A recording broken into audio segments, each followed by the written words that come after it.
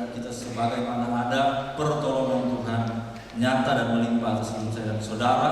Saya berterima kasih kepada Bapak Gembala, Ibu Rohani yang memberikan saya kepercayaan pada pagi hari ini untuk menyampaikan kebenaran firman Tuhan.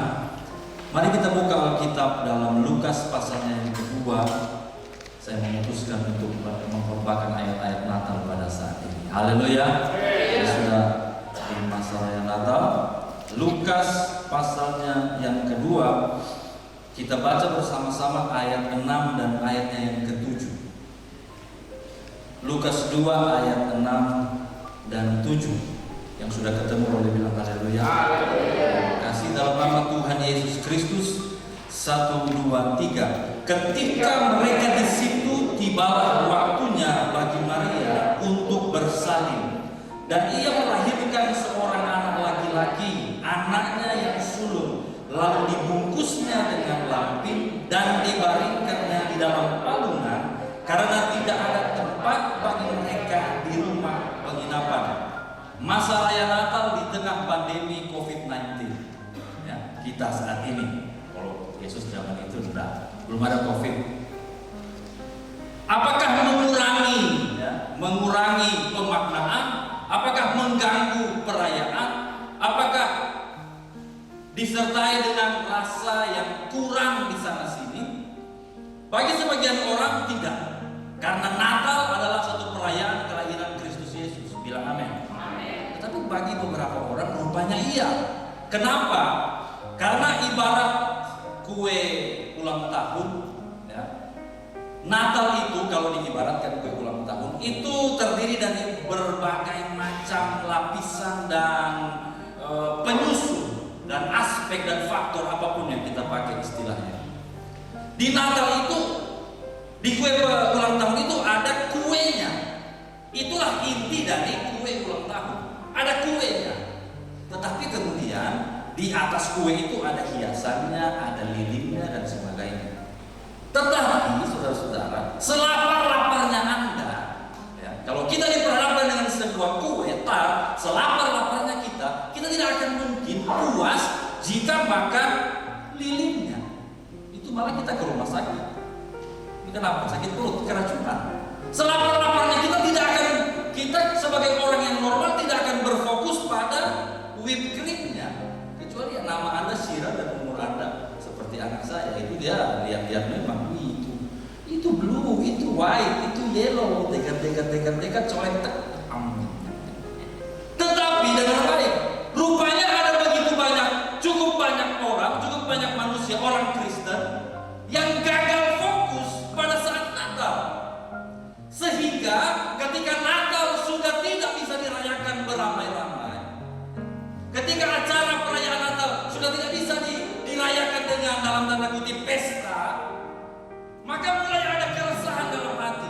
Ini Natal tapi sudah merasa Natal, Pak. Itu sama seperti orang yang meributkan whipped cream di kue ulang tahun, yang meributkan lilinnya warna apa, yang meributkan tata letak dari kue tersebut.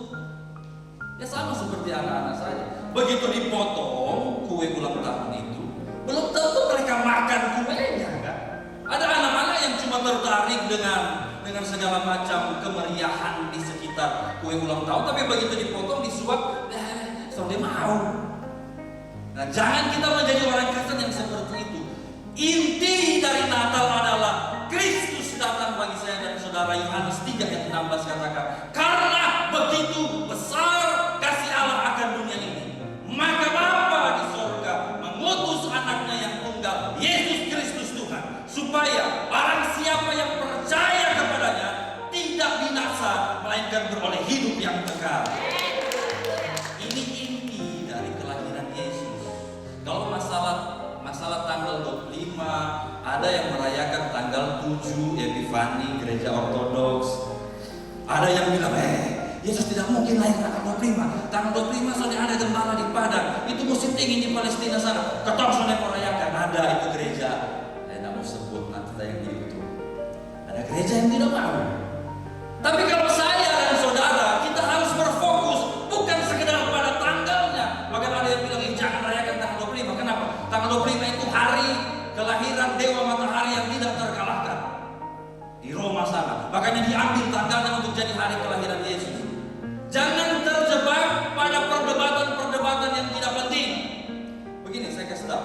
Jemaat mula-mula, gereja mula-mula tidak pernah memperdebatkan soal kelahiran dan kematian Yesus. Tidak pernah. Sampai tahun 150, bahkan mendekati tahun 200, tidak ada perdebatan soal itu. Kenapa? Karena Yesus itu sungguh lahir dan bikin heboh di Palestina. Dia jalan di mana kasih sembuh orang, masa berkumpul, peristiwa penyalibannya jelas. Jadi gereja mula-mula tidak pernah mengabarkan kelahiran Yesus. Karena apa? Karena saksi hidup yang lihat Yesus berjalan secara fisik masih hidup. Kemudian generasi berikutnya dia bawa anak-anak, kenal itu Yesus. Oh, Bapak lihat kok, Bapak ada ketemu dia sempat jabat tangan, nggak tahu ada cium hidung lah. Corona sembuh leo, orang lupa COVID-19 hilang harga diri, lo main tembak terus. Bapak ini saksinya ada ketemu dengan Yesus, sudah lu percaya sudah. Karena itu berita kelahiran dan kematian itu tidak pernah terlalu di blow up di gereja mula-mula, tak pernah. Yang disuruh oleh rasul-rasul adalah berita kebangkitan Yesus. Jadi saudara, kalau masalah tanggal menanggal itu sudah ketinggal sudah. Itu perdebatan orang sana. Tapi kita tetap percaya Kristus lahir dan menyelamatkan saya dan saudara. Haleluya. Nah, yang jadi masalah sekarang adalah ketika Natal itu menjadi tradisi, menjadi kebiasaan. Adik saya saudara dari Jogja, ya. Natal demi Natal tuh pulang ke Manado. Ini tradisi pulang kampung. Ada mungkin yang nanti pulang rote, ada mungkin yang pisau agak kita sudah yakin yang pisau itu pulang kampung itu liburan jalan-jalan. Itu sudah menjadi tradisi. Nah sekarang dalam pembatasan sosial, walaupun adik saya unik dari Jogja, dia mau pulang ke Manado. Dia pergi Kupang dulu. Itu dia ada di belakang. Itu dari mana rutenya begini? Dari utara ke selatan, dari selatan ke utara. Oh, mau lihat ponakan. Selamat datang di Kupang. Nah, kalau kita sudah terbatas dalam hal merayakan bertemu orang, jangan sampai itu membuat hati seperti tidak merayakan Natal. Damai Natal tidak terletak, tidak ada pada sekedar tradisi, tetapi pemaknaan bahwa Kristus Yesus datang bagi saya dan saudara. Nah, saat ini kita akan menikmati satu kebenaran. Ketika pertama kali Yesus datang, dia ketemu siapa? Siapa yang mendapat berita Natal pertama? Ya selain Maria dan Yusuf tentunya. Mari kita lihat Lukas pasal 2 tadi, ayat 8 dan ayat 9. Kelompok orang yang pertama yang ditemui Yesus. Ayat 8 dan ayat yang ke-9. Kita baca sama-sama.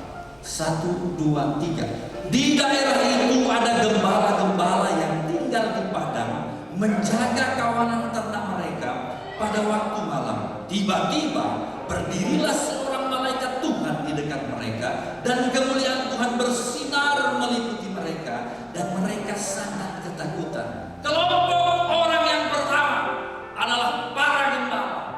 Aneh tapi nyata. Tapi inilah yang terjadi. Roda kehidupan berputar. Dulunya gembala-gembala, profesi gembala adalah profesi yang mulia, yang baik. Karena sejak leluhur Abraham, Ishak, Yakub, semua itu beternak. Tetapi ketika roda kehidupan berputar, nilai-nilai berputar, pada zaman Yesus justru para gembala adalah orang-orang yang terpinggirkan, orang-orang yang terlupakan, orang-orang miskin dan dianggap tidak berdaya.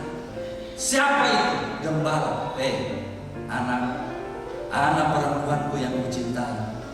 Kau sudah baku cinta betul dengan itu yang nama Ucup itu? Iya Bapak, aduh keton dua pun cinta ini dari mata turun ke hati, sonde pindah-pindah asik sekali. Tapi Bapak mau kasih tahu anak, itu Ucup itu dia pun kerja, cuma urus-urus itu sudah batal kawin karena status sosial kita berbeda anak. Dong itu dari keluarga saudara, ini keluarga gembala-gembala ini adalah mereka yang mengalami luka batin, yang menikah bukan dengan yang dicintai, hanya karena status sosial. Terpinggirkan, miskin, tidak berdaya. Sebenarnya ini tidak mewakili kelompok orang manapun. Keadaan yang tidak berdaya tidak mewakili kelompok orang atau kasta sosial manapun. Dia mewakili momen-momen hidup. Sekaya-kayanya kita, sesukses-suksesnya kita, Sehebat-hebatnya pencapaianmu, tidak ada orang yang tetap tinggal di puncak. Ada momen ketika orang yang sukses tertimpa persoalan dan jatuh tidak berdaya. Saya pernah ada dalam situasi yang terpuruk. Saudara tahu mau bikin apa? Kayaknya mati lebih bagus. Ada ibu yang menangis karena memikirkan anaknya yang tidak kunjung pulang, yang tidak kunjung bertobat, memikirkan suami yang belum berhenti berjudi, yang belum berhenti berzina. Ada bapak yang hancur hatinya karena terus memikirkan, saya memberi nafkah kepada anak istri, apalagi besok. Pencapaian seperti apa yang saya harus kerjakan untuk masa depan? Terpuruk dia.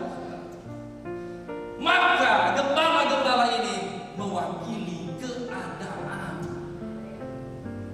ada anak muda yang bergumul, kapan beta nikah? Terpuruk dia. Katanya dia suka, tapi sampai sekarang belum berani-berani ngomong di orang tua. Ada yang tersinggung? Begitu banyak hal yang membuat saya dan saudara down dan terpuruk.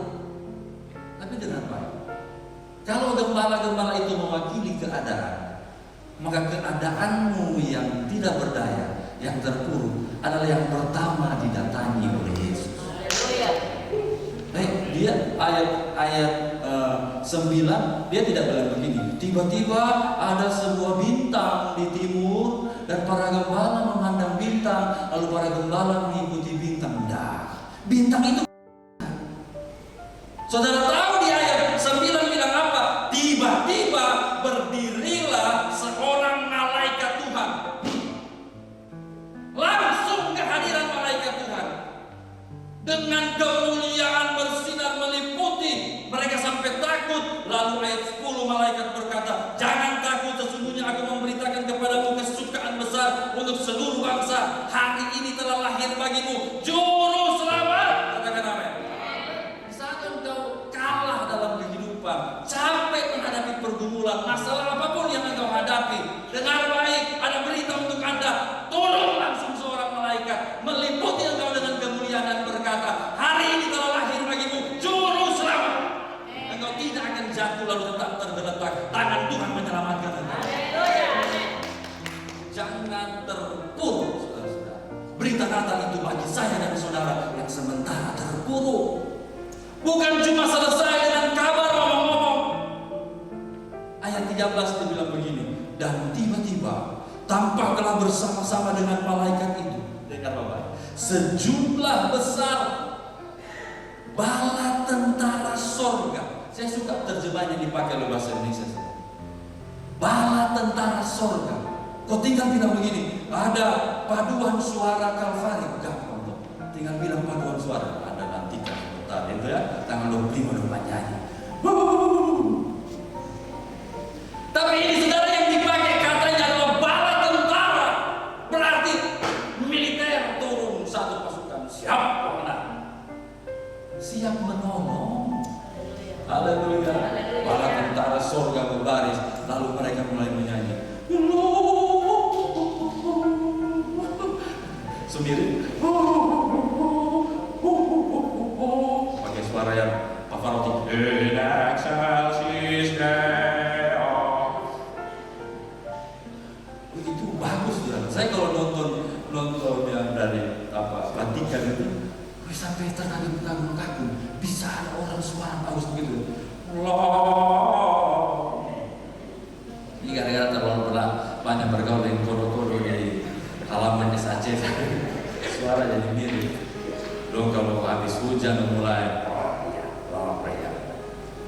kemuliaan bagi Allah di tempat yang maha tinggi dan damai sejahtera di bumi di antara manusia yang berkenan kepadanya. Haleluya. Serahkanlah hidupmu padamu, serahkanlah seluruh persoalan.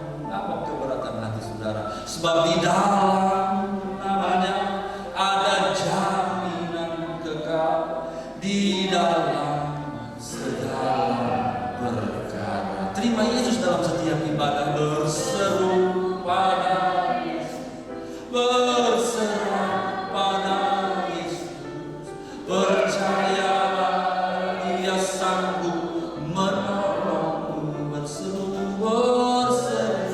pada Yesus, berserah pada Yesus, Dia akan memberi damai abadi. Beri tepuk tangan buat Tuhan Yesus. Damai abadi. Terima uang 100.000, damai berapa menit? Tergantung kalau di warung ya masih 2 kali kunjungan lah. Kalau di mall pertama parkir hilang berapa sejahtera. Jangan dulu masuk toko.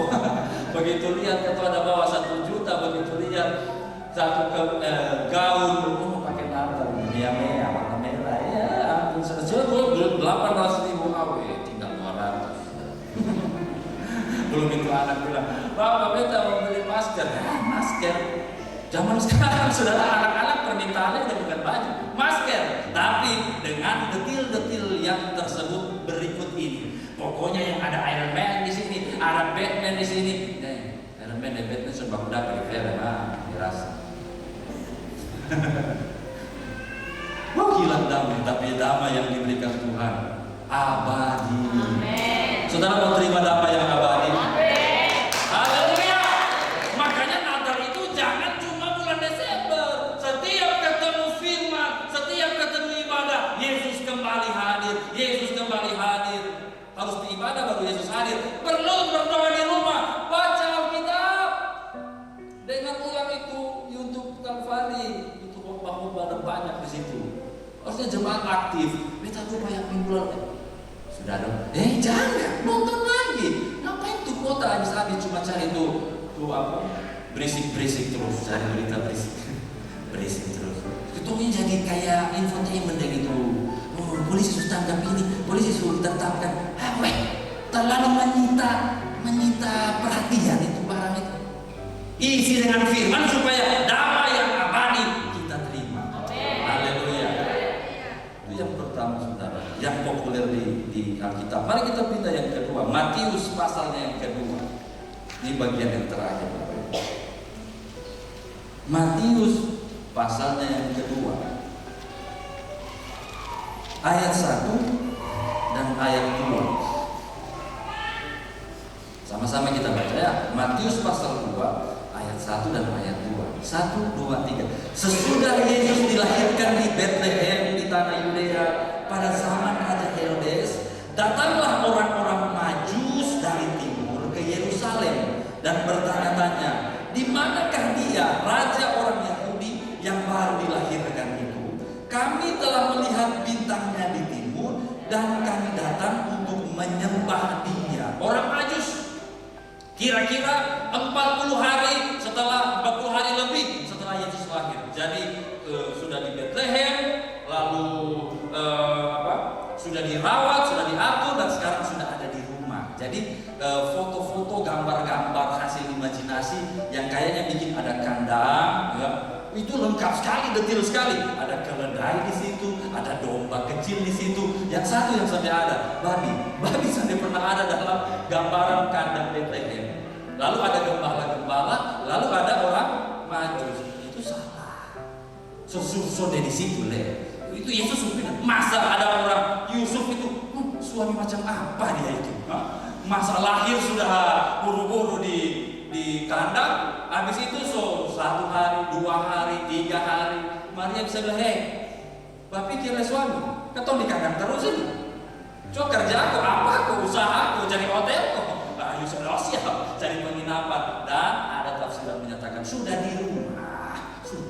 sudah aman. Itu bapak gembala dan gembala-gembala yang lain sudah jalan. Itu kambing domba mungkin ya sudah di resepsi doang untuk makan-makan. Nah sekarang datanglah orang Majus dari timur. Saya masih kecil, saya dikasih komik atau buku sama mama saya. Itu namanya Melchior, Baltasar, satu-satu deh, masih ingat? Ada satu lagi, Melchior, Baltasar, satu lagi. Dan dalam cerita itu saya baca, ternyata itu berdasarkan tradisi gereja. Bukan 3 yang datang, ternyata 4 katanya. 4 lengkap dengan dia punya pasukan. Cuma 1 itu sudah lolos sampai di Bethlehem, sampai di tempat Yesus lahir. Jadi cuma 3 yang datang. Mewakili keadaan apa ini Bapak Ibu Saudara? Orang Majus siapa mereka? Mereka imam-imam katanya penafsiran. Imam-imam Zoroaster dari Persia. Persia itu mewakili pencapaian terbaik dunia saat ini. Pusat ilmu pengetahuan, pusat perdagangan, pusat filsafat. Persia mewakili kemapanan, kekayaan ada, nama besar ada, ilmu pengetahuan ada, sudah hebat. Dan ada begitu banyak manusia di muka bumi yang merasa sudah mapan, sudah hebat, sudah steady, tidak ada persoalan lagi, tidak ada pergumulan lagi, dan memutuskan untuk menyatakan, walaupun bukan dari mulut, tapi dari sikap hati jelas menyatakan tidak butuh Tuhan. Wih, sombong, saudara-saudara, sombong. Memang masih pergi gereja, tapi pergi gereja dengan sikap yang seperti tidak butuh Tuhan. Beta menapas, beta ikut beta kerja, dan beta punya kemampuan sendiri kok. Apa itu pendeta ngomong di atas? Siapa itu Tuhan? Mungkin tidak dari mulut, tapi dari sikap hidup dan sikap hati. Duduk, beribadah, menjalani hidup sebagai orang Kristen, tanpa ada penghayatan, tanpa ada kerendahan hati, karena sudah merasa hebat. Berkaca dengan orang-orang Persia. Merenung dan merefleksi dengan para orang Majus. Para Majus sudah mapan, sudah hebat, punya segala sesuatu. Tapi ketika mereka melihat bintang dari timur, tidak dikunjungi malaikat, saudara-saudara, tidak. Hanya ada petunjuk satu. Melchior bilang, Baltasar, kau udah perhatikan itu? Mungkin yang satu dia pulang malkit, bukan? Kau udah perhatikan itu bintang? Itu bintang itu lain dia, masa? Coba lihat dulu itu orang bintang mulai kalkulasi bintang. Ini bukan bikin syair togel, saudara. Karena saya pernah lihat mata kepala sendiri. Dia udah mimpi apa? Saya mimpi yang lewat Avanza di depan Avanza. Syairnya turun. Berapa mobil satu? Terus ada yang ikut, ada mobil 25 untuk dipasang. Yang senyum rupanya pengalaman pribadi. 5 pasang jadi. Bukan, ini ilmu saudara. Oh, ilmu Zoroaster ya, orang Majus. Raja. Masa panggil Pahit. Kalau saya lupa namanya satu. Panggil Hindi. Raja katanya. Oh ya. Kan mana sudah? Kalau berpikir secara jasmani, perlu dia. Terus aman di sini, ini bisnis lancar, pemerintahan aman, ilmu pengetahuan bagus, terus nyaman. Ngapain pilih dia? Di mana lagi? Tahu ya, hujan itu bintang berjalan, itu harus ikut. Buang-buang sumber daya, buang-buang dana nih pergi. Nah kalau ketemu raja harus apa? Masa ketemu raja bawa pisang goreng? Sesuai bisnis, lu bisnis emas, ya pasti lu bawa emas.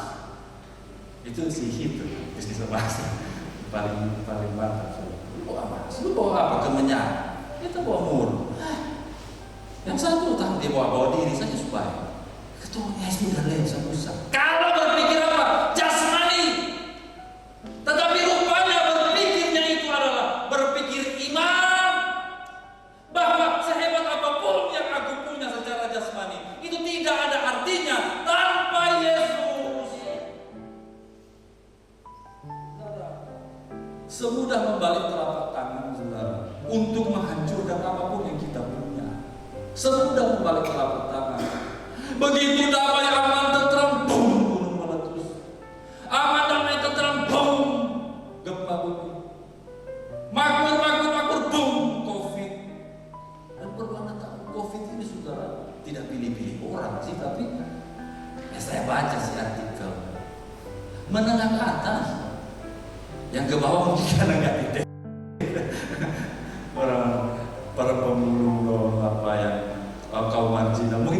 swab aja kan ya, jadi nggak ketahuan.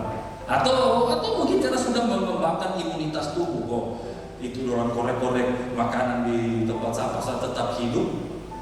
Tapi menengah ke atas, orang-orang makmur belakangan semudah itu. Ada kenalan yang sehat, rasa ada sehat. Kenapa serangan jantung selesai? Semudah. Kita butuh Tuhan. Siapapun kita, sekuat apapun kita, sesehat apapun kita butuh Tuhan. Dan bagi orang Majus yang diberikan adalah petunjuk. Berarti harus ada effort, harus ada usaha, harus ada perjalanan, harus ada misi. Ayo muat unta, kalau pakai unta, muat keledai, muat kuda, bawa persembahan, jalan kita. Jalan 1, 2, 3, 4 hari. Ini bintang belum berhenti di mana? Terus begitu masuk wilayah Palestina, ketemu lapor saya di istana. Siapa tahu Herodes tahu kok dia raja di sini nah. Berangkatlah Pak Herodes, raja. Herodes lihat, wih muatan banyak nih, harta benda dibawa, orang-orang hebat, cari beta pasti. Langsung bilang anak gua, siap-siap memang, gas makan lu ada bawa persembahan buat beta. Ternyata yang dicari adalah anak yang baru lahir, raja yang baru lahir. Belum berhenti perjalanan, terus jalan sampai di Bethlehem, sampai di rumah yang sederhana, ketemu ini sudah berapa bintangnya ada di sini sudah, dan mereka sujud menyembah. Anda bayangkan saudara, kalau betul mereka adalah raja-raja, saudara, menurut tafsiran orang Ortodoks, jika mereka adalah raja-raja, dibutuhkan satu usaha yang begitu berat. Kaki yang biasa menerima orang sujud sekarang harus lipat sujud di anak kecil, bayi baru lahir. Perjalanan hidup orang percaya itu harus diwarnai dengan proses dan pergumulan untuk membuat kita rendah hati di hadapan Tuhan. Jangan ada kebanggaan kita, saudara, lalu mulai hitung-hitung, beta ini begini, beta ini begitu. Di hadapan Tuhan tuh tunduk. Haleluya. Dan angkat tundukan kepada Tuhan, baru engkau bisa berdiri menghadapi tantangan. Tapi jika engkau sudah berdiri dengan kuda-kudamu yang kuat begitu tantangan datang, maka ada sendiri sudah. Tapi dengan ketundukan mereka berdiri dan mempersembahkan yang terbaik. Ini emas kami. Ya, mulai ada alegori emas bicara tentang kemuliaan Kristus. Kemenyan berbicara tentang pujian penyembahan. Mur bicara tentang penderitaan Kristus di salib, itu alegori, silakan dipakai. Tapi kalau bagi saya, emas bicara tentang ya emas, dia memang punya emas. Kemenyan bicara apa? Ya kemenyan, dia punya itu. Mur bicara apa? Ya mur, dia punya itu. Tuhan tak nuntut yang engkau tak punya. Ketika datang kepada Tuhan mengiring Yesus sungguh-sungguh, bawa apa yang engkau miliki, bawa hidupmu, bawa yang engkau punya. Beta memang begini Tuhan, apa adanya. Ku berikan yang terbaik bagi engkau. Haleluya. Ada satu ajaran yang pernah saya dengar, kita itu kalau memuji Tuhan harus seperti Daud menari-nari sampai begini. Saya tidak bayangkan dia bapak gembala ya disuruh gitu. Apa yang kita punya saja. Betul kita harus membebaskan diri dan girang-girang. Tapi jika memang kita yang begini, yang beginilah, bawa apa ada. Tapi jangan simpan. Supunya aku simpan. Saudara, Bapak Gembala berkali-kali dari mimbar ini dalam pengumuman menyatakan amplop ucapan syukur, ayo. Seada yang kita punya, yang terbaik bagi pekerjaan Tuhan. Untuk apa sih amplop itu? Dinyatakan dari mimbar ini untuk membantu hamba-hamba Tuhan di perintisan, kasih mereka hadiah Natal. Mari kita tunduk di bawah kaki Tuhan, menghadap Kristus Yesus, lalu berdiri dan beri yang terbaik. Di tengah kelimpahan yang kita punya saat ini, orang-orang di perintisan sama saudara penuh sukacita, namun juga dalam keadaan berkekurangan. Ya, Bapak Ibu Gembala di perintisan senang ketemu mereka. Pokoknya tidak pernah ada ketemu lalu ada, besok ketemu kita mau makan apa? Jemaat pergumulan begini, sonde, semua senyum. Ya, dikasih baju kegedean, dan mana mau? Pas Pantai Costa pas. Dikasih sepatu sempit, gimana om? Pas? Pas. Pas nyerinya. Tapi saudara, dikasih apapun saudara, bukan berarti mengemis, bukan. Tapi ini memang tugas kita. Jika kita punya, makanya orang Majus itu datang bawa sesuatu. Haleluya. Haleluya. Haleluya. Di akhir khotbah ini, mari kita temukan diri kita. Yuk kita temukan. Mungkin di dalam hidup saudara saat ini, engkau sementara terpuruk, ada kegelisahan, ada kebingungan, tidak tahu harus melangkah seperti apa. Berarti engkau sama seperti gembala di padang yang memang menderita, tapi dengan baik Kristus hadir bagi dengan bala tentara dan menyatakan kemuliaan Tuhan, damai sejahtera yang abadi bagi orang-orang yang bertemu dengannya. Atau engkau dalam keadaan yang tidak ada masalah, baik-baik saja, awas, hati-hati, jangan sampai dalam keadaan yang baik-baik saja engkau mulai luntur iman, mulai merasa tidak butuh Tuhan. Justru dalam keadaan itu carilah Tuhan sungguh-sungguh dengan segala yang kita punya, sujudlah dalam kerendahan hati kepadanya dan beri yang terbaik bagi pekerjaan Tuhan. Maka engkau akan melihat damai sejahtera abadi menyertaimu dari sekarang sampai selama-lamanya. Selamat menyambut, selamat menikmati masa raya Natal, saudara. Tidak boleh berlebihan, apalagi ini COVID-19. Jaga jarak, jaga semua. Tapi ya bisa juga lah beli kue, makan gitu ya. Tapi hati-hati jangan sampai terlalu banyak. Nanti sakitnya bukan COVID-19, COVID-21. Nah, selamat menikmati damai sejahtera yang abadi. Tuhan Yesus memberkati.